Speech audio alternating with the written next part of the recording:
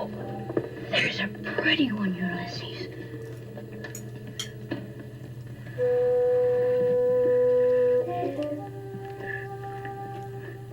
There it is. Hello, BookTube. I'm Sean Breeze Books. Welcome back to my channel and another Friday Reads, and in fact, welcome to my library. I'm not going to give you a big video tour. It's still very much in process and messy and whatnot. But I am attempting to make my first video down here, and one of the reasons I put it off for so long is because the lights are terrible. I'm using one of my studio lights, doing a little bit of good perhaps, but long-term plan, when I can afford it, is to, maybe I'll leave the lights here, but I'll not use them, and I'll have track lighting or something with much better lighting, both for making videos and the way these recessed lights are. Some of the shelves you can't even see the books. It's hard to read the titles and authors. So we got to get the lighting fixed. That's in the fullness of time. Did I mention I have a Patreon account? But the books are 95% up on the shelf. So I'm sitting in front of one. If you look closely, you will either A, notice how fabulously well alphabetized they are, or B, you will tell me that I made a mistake. Certain books shouldn't be next to each other. But anyway, certain books are not in the right alphabetical order. And I've had such a good time unpacking it, and I'm not done, but I'm close to being done. So I'm hoping to have a tea party with next month, perhaps, with David Carpenter and Sharon Batalla, to have them come over and see my new house and hang out in my library. And if I can get the lighting fixed, or if I decide that this is good enough lighting, I'll start making more videos down here, because there won't be many more opportunities to make videos outdoors. I'm hoping next Friday. Next week's supposed to be warmer. Anyway, in terms of personal news, I don't really have any other than that. But Kenji started his job, and I don't know if he would say he likes it. He's exhausted. He feels like a deer in the headlights. He is on his feet all day and in a English language working environment for the first time, and it's going okay. I think it'll go better, but he's tired. We'll see how it goes. I have had lots of book stuff to tell you, so I'll keep my personal comment short. That was just under 3 minutes. And holy smokes, this is a big get for me in terms of mystery guests. Let's go meet them, shall we? And this week's mystery guest is the American writer Monica Wood, who is a writer who's got a very special place in my heart based on her penultimate novel, The One in a Million Boy. So I was just over the moon when she agreed to grace me with her presence. And we're here to talk about that one, but especially her latest one, which came out in May of 2024, called How to Read a Book. What an honor, Monica Wood. Thank you so much. Thank you. I'll try to do a lot of gracing. Gracing, great. I can't remember if I said joining us from Portland, Maine. Yes. How's the weather in Portland today? Today it's pretty sultry. We've had climate changes coming for all of us, and we used to have nice, pleasant, quintessential Maine summers, and now we get heat waves and the whole shebang. And Canadian forest fire smoke? We do sometimes, and we're in southern Maine, and sometimes we do get the smoke. It's pretty unsettling when that happens. Absolutely. We've been having a lot of it here in Saskatoon, so Yeah. in the smoky summer. Tell us about this place where you are. Looks just like it's a writer's room, is it? This is my little studio. My husband built it for me in, oh gosh, almost 30 years ago now, I think. 20, maybe 25 years ago. And I live in Portland, Maine, which is a city. And so we have 50 by 100 feet, that is. So the house is it's a little bungalow, like a story and a half bungalow. And he also does a lot of like office type work at home. He's a teacher. And so we decided there wasn't room for all of our stuff in the house. So we have a little backyard, and I can walk literally 10 steps out my house and be in here, which is my happy place. Oh, wow. And is that a voodoo doll of you or something on that? There's a athletic looking doll on the shelf there. This is, I'm so glad you asked. This is my Tammy doll. Tammy From doll? from 1963. Oh. And my mother wouldn't let me have a Barbie because she had boobs. And Tammy was much more wholesome looking. And then there she is. She's cute. So She looks like a young Monica Wood, I have to say. Although I actually had a gym suit for phys ed in high school that looked exactly like this. That's fabulous. I Yeah. love it. So she's just one. I have a lot of little talismans, and she's one of them. Are those Nancy Drew books up on the There. shelf? Oh, you have a good eye. Yes, those are Nancy Drew books. I was Wow. a Nancy Drew addict as a girl. So was I when I was a girl. Great. I'm going to try not to gush through this next part of the chat, but I just loved The One in a Million Boy. It just got all the way inside me. I did it on audio with the book open in my lap, and the audiobook was wonderful. And oh, what an incredible book. Can you tell us a bit about the genesis of how that book came to you, or what was the My origin? books begin with really almost nothing. The only thing I had when I started that book was an image in my head of a bereaved person walking up some porch steps, knocking on the door, and an old person answers the door. I didn't know anything about them. I didn't know who was like male, female. I didn't know anything about these people. And I just started writing, and my process really is very language oriented. I write one sentence and then I write another sentence, and depending on the word that pops up, it might go this way, a different word makes it go that way, and I blunder through a very painful first draft that way, and it usually takes a couple of years. And then when I have a story of sorts, it's really like a big amorphous blob of nothing, then I can start the fun part of writing, which is figuring out structure and diving a little deeper into character and dialogue. And dialogue's my favorite. I love writing dialogue. I remember how incredible the dialogue was, but I would say an even more meaningful strength of yours to me, and why that book lodged itself in my heart, is the character work. The Oh, character. thank you. I remember Una Vitkus, right? That's the Yes. 100 and is she 104? 104, yes. And And Quinn Porter is the father of this Quinn. boy who has been visiting her once a week to earn a badge for the Scouts. That's And right. you find out on page 2 that the boy has recently died. Yeah. And though Ona does not know this yet. And Quinn has been guilted into coming to complete his son's work with her.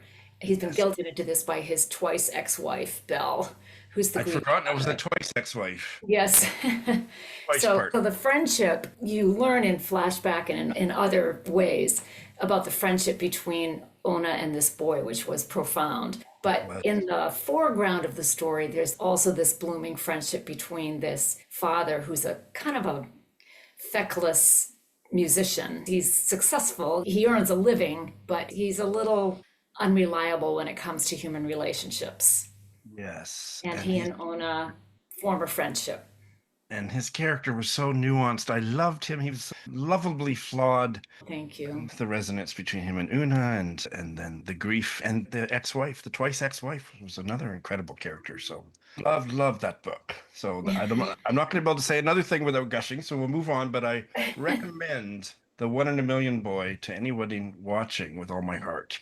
Your next one, your latest one, How to Read a Book. I thought, oh, that's interesting. Strange. Monica Wood's written a self-help book for readers. I know that title. Ah, not my title, but That it's actually a novel. So it is a novel. sounds like a Monica Wood novel. Tell us about it, please.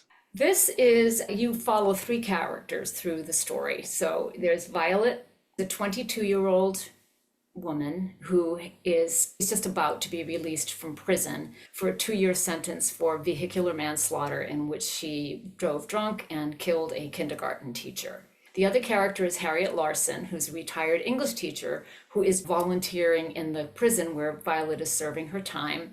She's volunteering as a book club leader. And the third character is Frank Daigle, who is a retired machinist and now working as a handyman in a local bookstore, which is patterned after my home bookstore here. I call it Wadsworth Books, but it's really Longfellow Books in real life, Henry Wadsworth Longfellow. Born and raised in Portland. So everything here is called either Wadsworth or Longfellow. Anyway, so Frank is now working as a handyman in this bookstore. And the 3 of them, very shortly after Violet's release, meet in the bookstore. They encounter each other in the bookstore. And that encounter then fuels the plot for the rest of the book. It's a book about forgiveness, second chances, and especially self-forgiveness, I would say. And Violet is not the only character in the story who feels some forgiveness is difficult to get. And the man, the retired machinist, Yes, Frank. he's the widower of the... Oh, yes, sorry. Yeah, he's the widower of the person that Violet killed in the accident. Yes. So just incredible. That's pretty important. Wow. So these are some, I hope I don't sound fresh referring to them as Monica Wood themes, but the themes of forgiveness and self-forgiveness, grief, Yes. are big themes for you. They are. And another one too, and this is definitely in here, is the idea of found family. And I come from a very close family, but I always write, I make up these families that are just assembled from broken parts. It's something that interests me deeply. I was thinking about this just the other day, Sean. I don't have children, and I think I was born to be an auntie, really, not to be a mother. And my husband and I both, we have so many children in our life that are not ours. They're not our offspring. But we have chosen a bigger family through, not just through siblings, but through friends of ours being close to their kids. And I think that may be one of the sources of this theme that keeps popping up in my fiction. Fascinating. Now, some writers talk about their books as their children. Are you like that? No. No. I am not. No, when I'm finished with a book, I am just thrilled to death. I want to just throw them out the door and say goodbye and start on something else. So the title was not your idea, and maybe you don't No. want to say more about that. I'll tell you what the real title is. Oh, The please. real title is Meanwhile. That's the title. Meanwhile. Meanwhile, yes. When you read it, you will realize that it's a perfect title. So what Harriet does in her book sessions with the women in the prison is she teaches them how to read a book. It's an okay title because she is teaching them how to read in a different way. And she also once in a while will give them tips on looking at things like structure. And one of the things about structure she teaches them is that in every story, either in life or in fiction, there's the story and then there's the meanwhile. And the meanwhile is an important thing that's going on while the story is flowing. And for the women in the prison, they are thinking about, is this incarceration my story or is it my meanwhile? And for some it's one and for some it's the other. And so it's a motif that weaves through the story. But sales and marketing thought it was too quiet and literary, so we came up with How to Read a Book. Well, I shall think of it inwardly as Meanwhile forevermore. Thank you. Do you believe reading fiction can be healing and whatnot? Oh, I can't believe you just asked me that question today. There's a little walkway that goes right past my house so that the kids don't have to walk around to go to the little school over here. And so my husband, who's a sweetheart and he can build and fix anything, I asked him if he would build me one of those little free libraries. I don't know if they have them in Canada. We do. Use them on sidewalks and places, and I really wanted one. So he built me the cutest little thing, and it looks like my studio. It's white clapboard with green trim, and I curate it and keep things in it. And as the time goes by, it becomes really the neighborhood library because people take things and then they put things in. And this morning, I'm very worried right now about one of my sisters who's undergoing some tests and things. I think everything's going to be fine, but I thought if I had a book I could just sink into and not think about this for a little while. And lo and behold, I keep dog treats in there too. So I went to see what the level of dog treats was, and I open it, and there's a Anthony Horowitz. I don't know if you know him. He's a British writer, and he writes these incredibly written, funny, immersive, huge. There's murder mysteries, but there's so much more than that. And it's one I had never read. And it came, I think, after the Magpie Murders was the first one. And you read a whole novel within a novel. So it's very immersive. And so I thought, this is going to save me today. So I'm just going to get in the hammock outside and just immerse myself in a book. How fabulous. Yeah, so I do think literature has the power it has the power to calm us, to center us, to just transport us someplace where we're not. And sometimes that's where we want to be, is just somewhere where our life isn't, we're not living our life, we're living somebody else's life.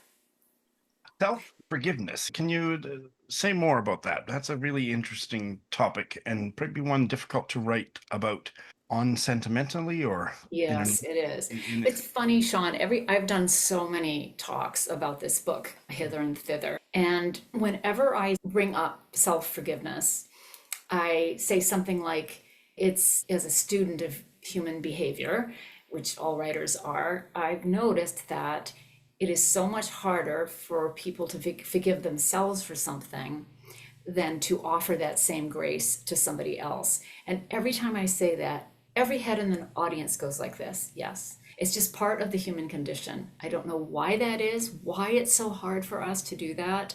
So this is one of the many things about the human psyche that really fascinates me, why that should be so hard when it's so easy, not always, but usually so much easier to forgive somebody else for something. Do you have a canon or a short list of some fictional models for the kind of stories that you're telling here that center on self-forgiveness? I'm trying to think of any. Well, that's so interesting. What an interest. Nobody's ever asked me that. My two favorite novels, one is Middlemarch by George Eliot. I read it every few years, and it's a different book every time I read it. And actually, people make grand mistakes in that book. The book has a big influence on me, and now that I think about it, there's a lot of forgiveness themes flowing through that one. And the other one is Remains of the Day by Kazuo Ishiguro. It's such a tour de force of voice, and that butler just lays me flat every time I read it. And for him, it's living in complete denial until he can't anymore. And when that moment comes, it's like a firebolt right in the heart. And there's often, again, part of the human psyche is we just don't know what we know until usually the least opportune moment to discover what indeed we do know.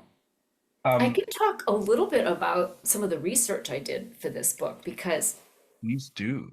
in all of my books, I like to put my characters to work at real jobs and we see them doing their job. It's not something off stage, because I think it's a good way to learn about character, both for me and for the reader. When you see them at work, you see how they interact with colleagues, you see what work means to them or doesn't mean to them. And there's a job I've been dying to put into a book for about 30 years. And the job is lab assistant to a behavioral research scientist studying intelligence in African gray parrots. I see that there's an afterword where you talk about Yes. this branch of science. Yes, this is actually a thing. And there's this researcher, her name is Irene Pepperberg, and I think she's currently at Boston University. But when I I asked her if I could come down and meet the parrots, and she finally said yes. It took a little bit of convincing, because I think she was a little bit wary that I was a writer. And she said, the last time a writer came down here, I ended up as the murderer in their book. And I said, oh no, I don't write murder books. And actually the research scientist in this one is a Russian man, so nobody's going to think it's you. So I went down there and I met these adorable parrots. They're African grays, they're very loquacious, they're extremely handsome. And there are two she's working with right now, Griffin and Athena. And these birds, every single thing they do in the book, they can actually do. She's really studying whether they understand what they're saying instead of just imitating, because they're incredible imitators. And so she's done, this is over decades, she's done these peer-reviewed scientific studies. She's a scientist. And they can do things like, if you put a tray of objects in front of them, some of the objects are red, some are blue, some are green, some are white. Some of the objects are square, some are triangles, some are circles, some are blocks, some are wool. These are materials that they know, colors that they know, and shapes that they know. So if you hold up a triangle, you say, what shape? And Griffin will say, three-corner. They don't say triangle because they don't have lips. It's hard to say some words. But he'll say three-corner. And a square is four-corner. But if you put a bunch of them all together and you say, Griffin, how many three-corner? And there might be a three-corner wool piece, a three-corner wooden piece, a three-corner something else, and he'll say 3. Or if you say, how many red? And there might be a red block, a red triangle, and a red something else. He'll say 3 or 4, or however many there are. So what he's doing is differentiating between what he's seeing by material, shape, object, and color. And he can count them up to about 8 or 9, I think. It's really astonishing. It really is. And so how do you weave this into your story? Violet needs a job. This is a little bit of a spoiler, but it happens early enough on. But Violet, she does get out of prison, and Harriet's niece is currently working for this scientist that the niece calls a Russian lunatic. So he's a personality, and Violet thinks that she could do well at this job. She likes animals, and she's just desperate to be of use. That is her big thing. She wants to be of use. And so she goes to this lab, and they realize pretty quickly that she's a smart cookie. She's not educated. She went to high school and then to prison, but she forms a relationship with these birds that is very simple and innocent and really needed for her. Especially one of the birds is called Ollie, and he's the one he's more like a pet, and the researcher has just said he doesn't know anything and he doesn't get to be in any of the studies or anything, and he becomes Violet's special little friend. And that's all I'll say about that, because Ollie has his own story. But I will say that it is really fun to write dialogue for African gray parrots. Can only imagine. They're really fun. Oh, I can't wait to read it. Last question about the novel. So how do you read a book? Oh my goodness. There are so many different ways. Sometimes you read just for the rush of plot, the pleasure of plot. I read very eclectically, and sometimes I read just for the plot, but I won't read anything if it's not well written. If I can tell in 2 paragraphs whether I can go the distance with a writer. So, Anthony Horowitz, this is not great literature, the one I just got out of my library. It's basically a murder mystery, a puzzle, like Agatha Christie style. But he's such an entertaining writer. And the plots are so good and so interconnected. So it's got everything. And I really like the characters. Some of them come back in different ways in the different books. Sometimes I read for inspiration in the sense of rereading a classic and saying, I just reread Mrs. Dalloway by Virginia Woolf, and it's pretty expository. It's just this happens and then this happens. There's not a lot of dialogue. I'm thinking, how does she keep us reeled in when not a whole lot is happening? And it's something about her sentence structure. So sometimes I'll read for that, like, how is that author doing this? Why am I still here when nothing has happened for 25 pages?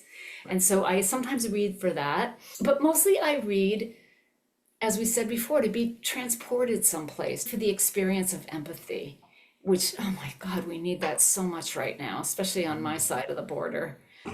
So I just apologize to all Canadians right now. Like, I'm so sorry. You don't need to apologize. You are not the problem. This was before I turned the recorder on. Do you mind talking about your Canadian roots?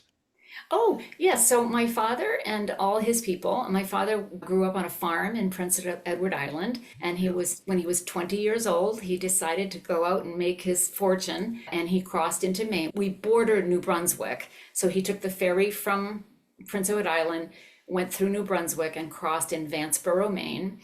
And he moved to Rumford, Maine, Rumford in Mexico. I'm from Mexico, Maine. It's a little mill town in western Maine, the paper mill. And my father was a paper maker in the mill for his whole life. And my mother's people, my mother was born in Mexico, Maine, but her parents and grandparents were all Prince Edward Island. And it's funny because they lived near each other, but the two families didn't know each other at all. Yeah, and my mother and father met in Maine, and it was a long courtship. All he did was walk her home from church on Sunday with her mother for about 3 years. That's as far as it went, for about 3 years. And he was 10 years older than she was, so he didn't really have a whole lot of time to waste, but apparently he was a patient man. So I grew up with a very Irish storytelling tradition. This is the Irish, not the French, there's Acadians also in Prince Edward Island in one part, and then it's the Irish in the other part. So I grew up steeped in Irish storytelling and singing and all of that. And we had certain expressions that nobody else used because they were PEI expressions. I'm very grateful that is my heritage. I think I got the storytelling bug from my father, especially. I'm just going to take a wild guess that you were or are a fan of Anne of Green Gables. Oh my God, I read it 15 times when I was a kid. Yes. At least. I still have my mother's copy and it's falling apart and it's got little scribbles from me and my sisters from when we were really little, like pencil. I don't know what we were doing. I probably thought I was writing in the book, like adding or whatever. I don't know what I was doing, but yeah, so I still have it. My memory of my mother reading it to my sister and I sitting on the back step in summer nights. And what's the uncle's name who dies? Uncle Matthew. Matthew. And my first experience of death was that part of the story. Yes. I glommed onto it and I wouldn't let it go. And I asked Mom to read that page again and again. And it just set off a lifelong, I don't know, fascination, whatever the word is, about death. That book. So yeah, it is a shocker. It really is. And you just think, what? He died? Monica, what are you working on now? I'm also a playwright, and I have just a little inkling of something. It's been I've been on the road a lot for this book, for one thing. And I just try to take between a little bit of time for myself. So my studio looks so nice because I have been just purging like crazy. And when I purge like that, it's always making way for something. All I have, which is very typical, I think it's a play. I'm almost certain it's a play. And I have two older lady sisters who have some kind of history. One comes to visit the other one. And the only thing I know is that the one who comes to visit is a person who can't take a compliment.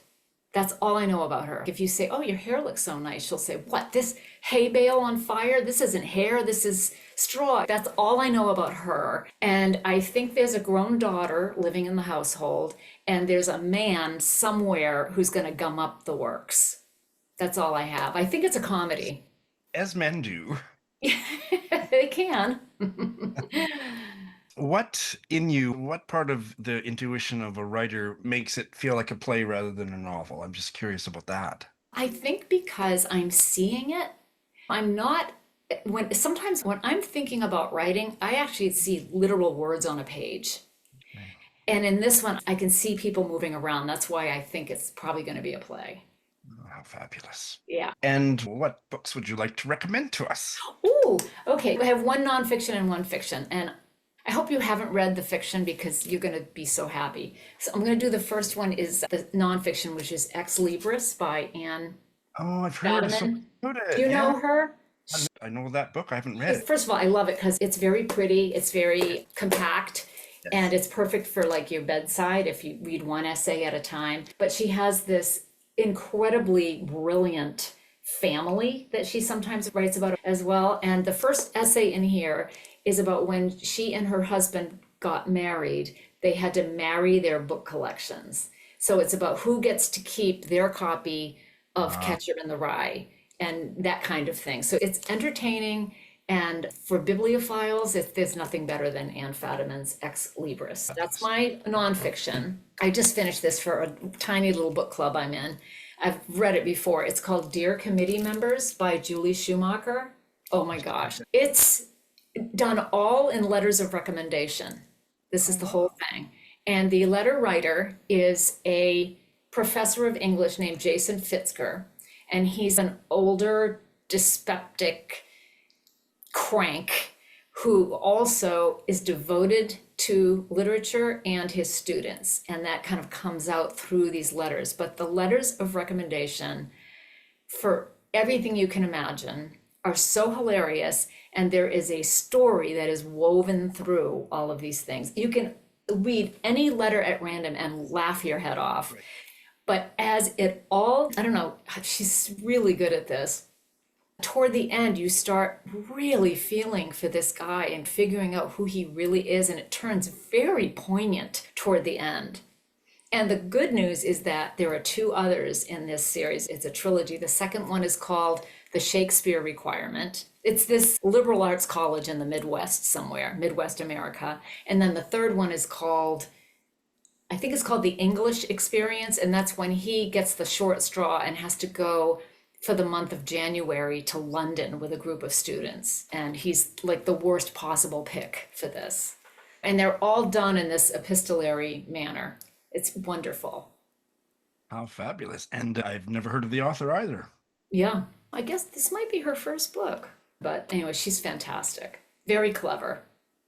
I want to read those, but first I want to get to how to read a book. That sounds right up my street. And I think it is up your street, Sean. I think you're going to like it. I think I am too, and I hope that I can get you back to talk about it more in depth. I would love to. In the meantime, what a glorious conversation. I'm so grateful that you've been so generous with your time, and I'm just going to be bouncing off the walls for the rest of the day. You made my day too, so thank you so much. Oh, Monica Wood. She was so nice. When I emailed her through her website to ask her to be a mystery guest, she wrote back and said, I wouldn't say yes except you're Canadian. I'll do anything for Canadians. So I played the Canadian card. But as I made clear in that chat, I think I discovered it because of what's her name from Book Riot? The red-haired, multiply tattooed, reading velociraptor. Oh, I'll look it up. She talked about this book on that new release podcast that I used to listen to. Liberty Hardy. Yes, I have a real soft spot for Liberty Hardy. It was her podcast with Rebecca Shinsky. And now I've forgotten what it was. But I had this ritual when I finished teaching night classes on Wednesday nights, Tokyo time. That podcast would be ready for me to listen to on the walk home. And it immersed me in reading. I listened to it for a full year before I actually started reading in a big way. It's called All the Books, but I've forgotten. I haven't listened to it for years. They typically feature a bunch of stuff that I'm not interested in, but it was just such a joy. And Liberty Hardy, I'm sure it was her, raved about The 1 in a Million Boy by Monica Wood when it came out. And I read it, and audio text combo, loved it with all my heart. And all these years later, like that's even before I was on BookTube, she agreed to be my mystery guest. I'm just tickled pink. There's another project she's agreed to do with me, and I'll keep you in suspense about that. But definitely recommend it. And the audiobook is wonderful. And doesn't How to Read a Book sound fabulous? That just made my whole year, getting Monica Wood to come on my channel. Oh my goodness. I managed to get one video edited and posted just last night, I think. An interview with Grania Murphy about her very enjoyable novel, Greener. My mum and I interviewed her, so you can go see Mum, because she read it and enjoyed it too. So that video is there for your viewing pleasure.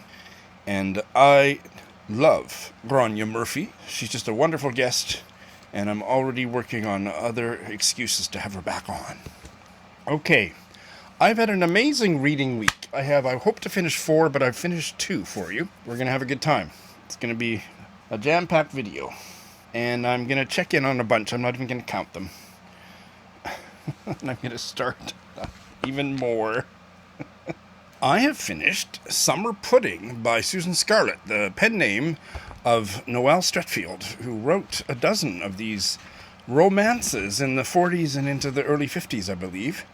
1939 to 1951. This is the third one by her that I've read.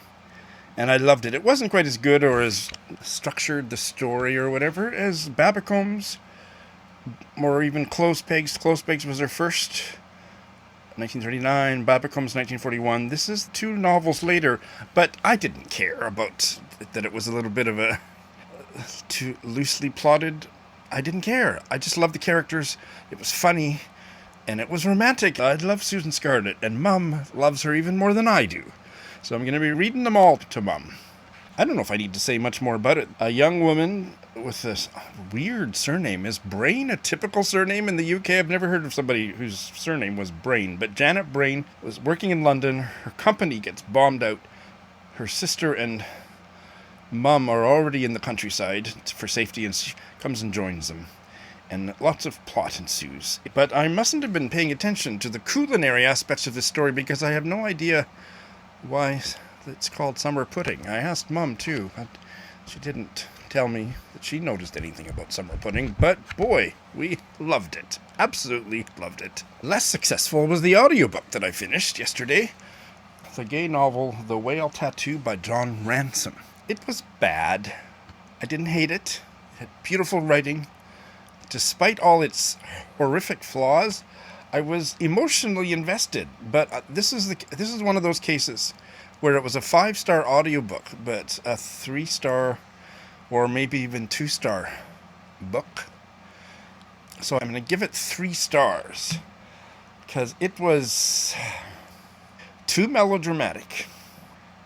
And I felt manipulated by how much effort the writer John Ransom went to make me feel repulsed, physically repulsed by so many aspects of the story. It was also very sexy, but really, he loved writing about how gross sex can be and how unwashed these people were. After about the 17th reference to how stinky and unclean the main character's underpants were in this first-person narrative, I thought, if there's one more, I'm bailing. And lucky for me, there wasn't another reference, but so much reference to how dirty everything was. These were working class people and really poor people, and their houses were dirty, and there was puke. Somebody dies in their own puke, and everything is just very...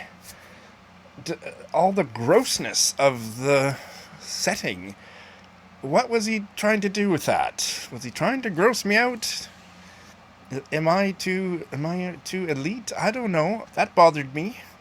And it felt too soap opera-ish. There was a B-movie quality about it, or a B-novel quality about it, that made me really deeply dislike it. The fact that it was so beautifully written and so powerfully narrated allowed me to sustain enough of an emotional connection to it to get through to the end, but it was not pleasant. I hope his next novel is better. This one came out maybe 10 years ago, but it was anything but a success for Sean Bree's books. Didn't completely hate it. Don't recommend it at all. Gonna do preliminary check-ins on a whole swack of books. As an audio text combo, I have experienced, read, and listened to the first 2 chapters of the Benjamin Wood novel, The Ecliptic. And I am really enjoying this. The writing is superb, and there was a lot of setup required to describe the setting. So this is on an artist colony on a Turkish island, and it's, in a way, it's elite and a secretive place. It's for artists in any media. There's architects and writers and playwrights and visual artists and so on. They have to be in some kind of, under some kind of duress, emotional, psychological difficulty, something. They have to be in some kind of a crisis that's impeding their art, and then they can be nominated by an alumni who has spent time at this artist colony to join. And it's a very secretive, elaborate process to get accepted and then to even just to get to the place on this island. And so the cast of characters is fascinating, and a boy, I don't know, he might be 13 or 14 or something, is the latest one, and there's never been anybody that young, and he's a boy of few words, so everybody's so curious, what is his thing? What kind of art does he do? And he doesn't really want to say, and there's hints that despite his age, his career in whatever art he's making, writing or whatever, is actually far more established than any of the other residents. It's fascinating. The audiobook is to die for. And so far, I am understanding why a book olive considers this to be one of her favorite works of fiction. Looking forward to continuing with The Ecliptic. Still don't know what an ecliptic is, and don't tell me. This British memoir, Set My Hand Upon the Plough by E.M. Barraud, that's about being a land girl, part of the Women's Land Army, is fascinating. I'm not very far into it, 25 pages, But it's very well written and very interesting. I don't know that there's going to be too much overt lesbian content. I don't mean sexual content. She's not out on the page, but she lives in a cottage in the area where she's working with a friend. And I think that's probably as explicit as it's going to get.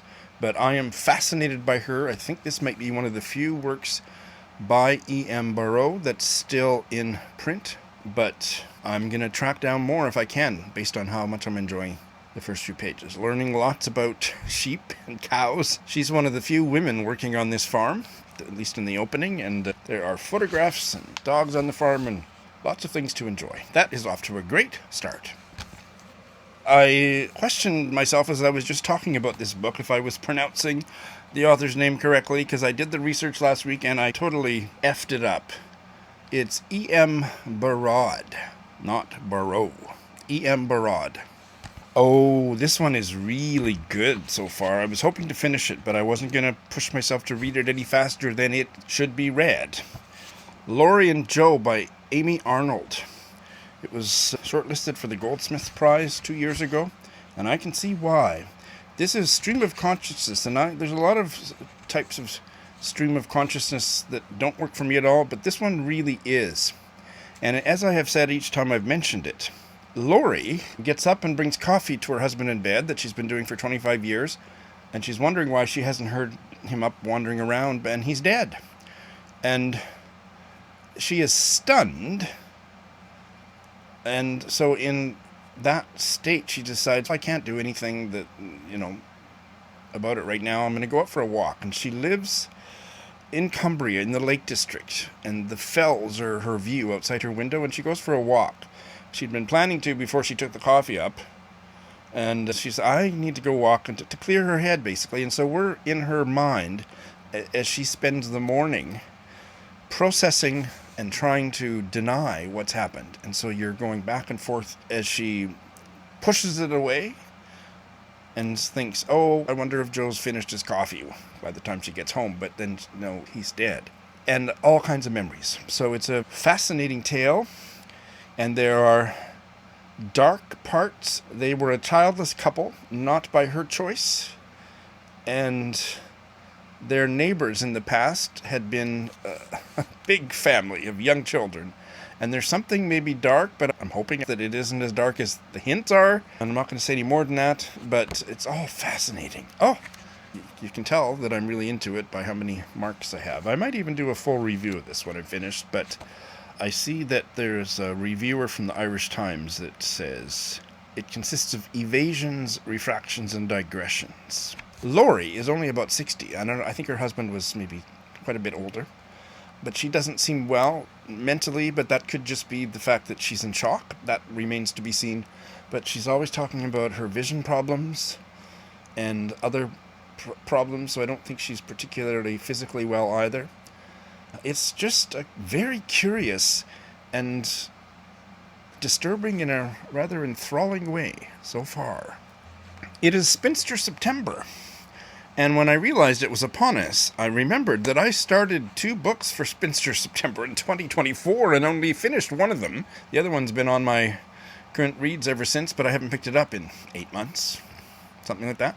Spinster September is put on by Nora, who is pearl.jelly on Instagram. And it's not particularly a BookTube thing, but I'm sure I'm not the only one on BookTube who is taking part. The one that I left languishing is The Mrs. Mallett by E.H. Young.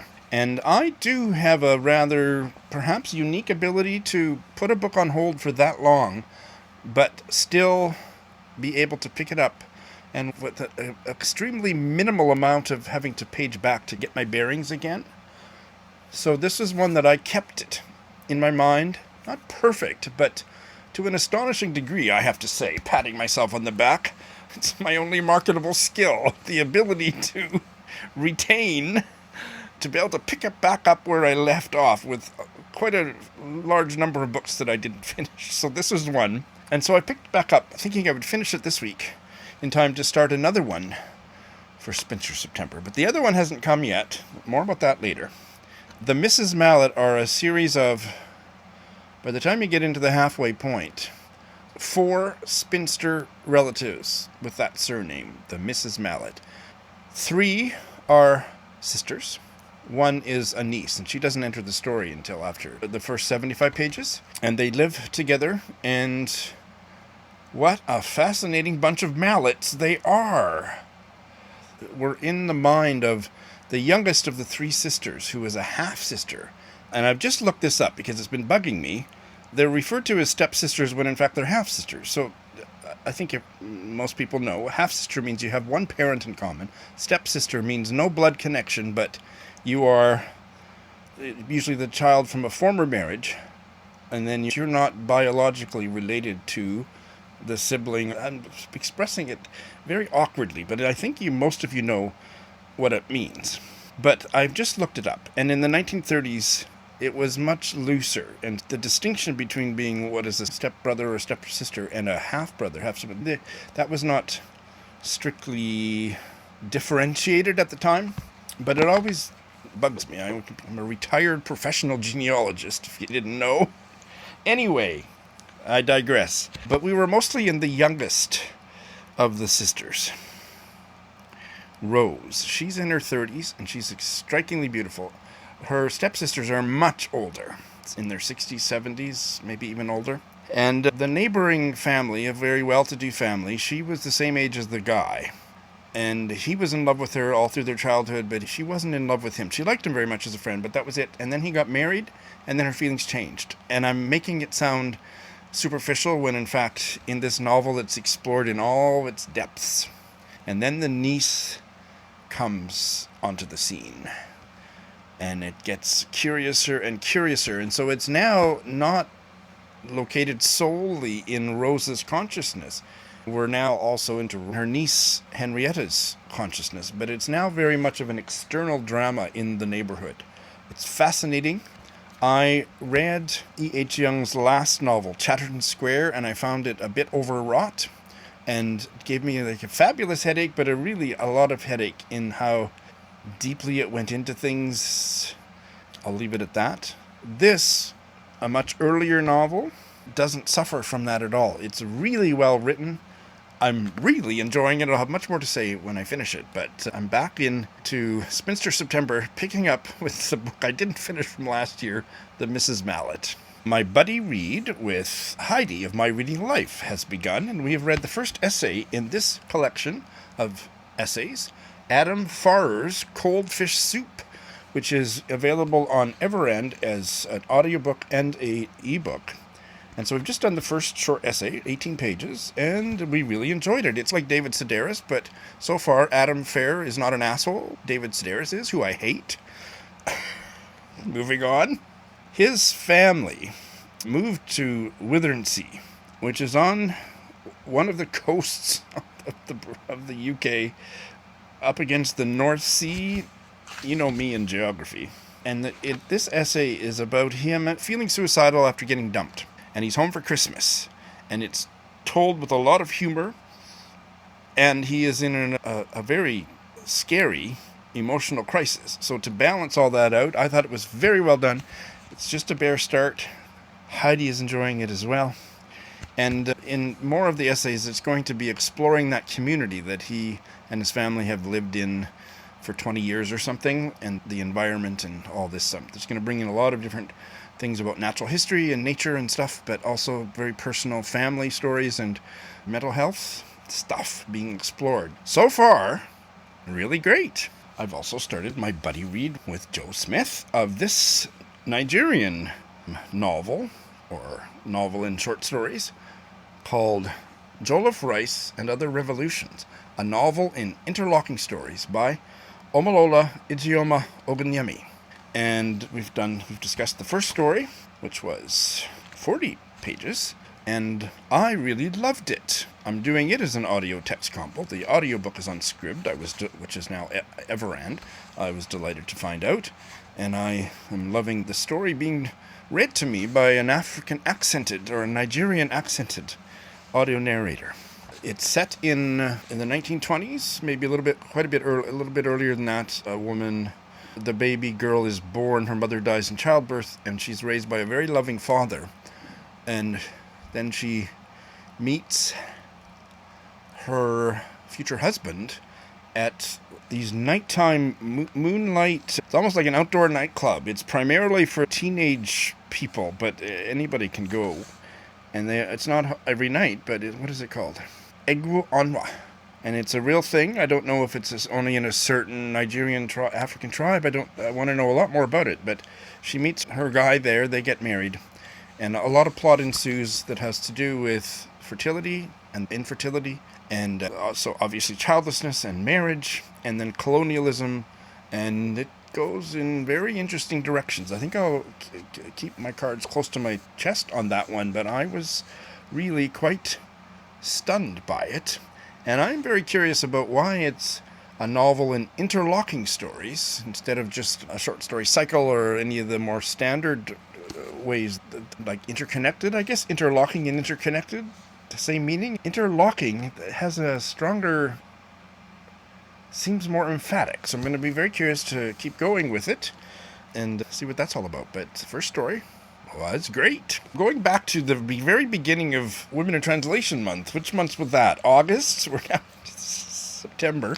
I'm finally ready to check in. I've read 70 pages of this massive novel, Belle Greene, by Alexandra Lapierre, translated from the French by my friend Tina Cover. And this is very interesting. It is based on the true story of Belle Greene, who in the early 20th century passed as white in order to pursue a career as a very important librarian for the J.P. Morgan Library. It's a fascinating story. I have to say, I feel like I'm not sure that it's reading so much as a work of fiction as biography, or that the fictionalization is not necessarily as deep as just the historical detail, the biographical detail, but the story is so darn interesting that I don't really care. We'll see where the story goes. And there are glossy pictures at the end of all the people, and I love that. There's Belle Greene. So, yeah, very intriguing. The book that I would say has knocked my socks off this week, although there was quite a competition for which was the most sock-knocking of books that I've been reading this week, is this Canadian novel, this Saskatchewan novel by Dianne Warren, Cool Water. It won the Governor General's Award probably in 2010. That's when it was published. And this is in a small farming community. And so far, we're just basically meeting the characters. I'm reading this to Mum, and I've read over 60 pages. We're both loving it so much. It's so simply told, and it's such a character-driven novel. I don't know what kind of story there's going to end up being, but each chapter I've been in the homes and in the consciousness of a different member of this small-town rural community. Some of them are actual farmers on farms, but some of them are in the town nearby. And I can now see that they're going to start to overlap and connect. But just masterfully written in very simple, and there's something about her narrative style that's just, it's just like crack cocaine. It's just so addictive. I just want to keep reading more and more. So Mum and I are both really enjoying Cool Water by Dianne Warren. It's my first anything by her. I'm happy to learn that she has written a bunch, maybe half dozen books in total, before and after this. So those are the books that I've started or that I have felt ready to check in on this week.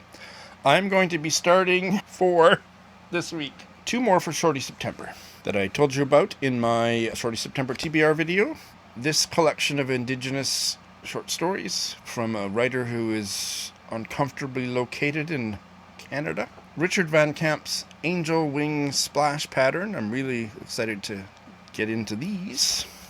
And the gay novel from the 80s that I read half of, was really enjoying, but it was at a stage of life where I often started good books and didn't finish them just because I had too much personal stuff going on, probably of the gay variety. Anyway, David Plante's The Catholic. So I'm going to start it from the beginning and see what that's all about. So I mentioned that I ordered a book for Shorty September, and it hasn't arrived yet. So I'm actually going to the university on Monday, so I'm going to get their copy of the book. Miss Marjoribanks, and it is about a spinster by Mrs. Oliphant, otherwise known as Margaret Oliphant, who another of her books is the Victober group read. So if I like this one, I will probably try to read that one too, if it's possible. But Miss Marjoribanks is part of a series called The Chronicles of Carlingford. It's number 5 in that series, but I know this one is about a spinster. The premise is that Miss Marjoribanks returns home to look after her widowed father, Dr. Marjoribanks, and that's all you need to know. So I'm going to pick that up at the library and start reading it, unless my copy of the book comes in the meantime. And I'm really excited about that, but I'm going to wait until I finished the Mrs. Mallett. And the last one that I'm going to be starting is an audiobook. I need an audiobook where I don't think I need to have the book open, and so the one that I've chosen is very hot off the press.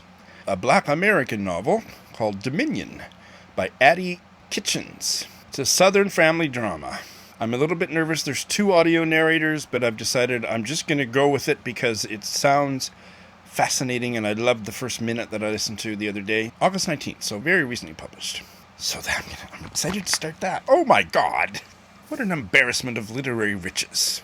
I hope the same can be said by you about your reading life. Thanks for watching.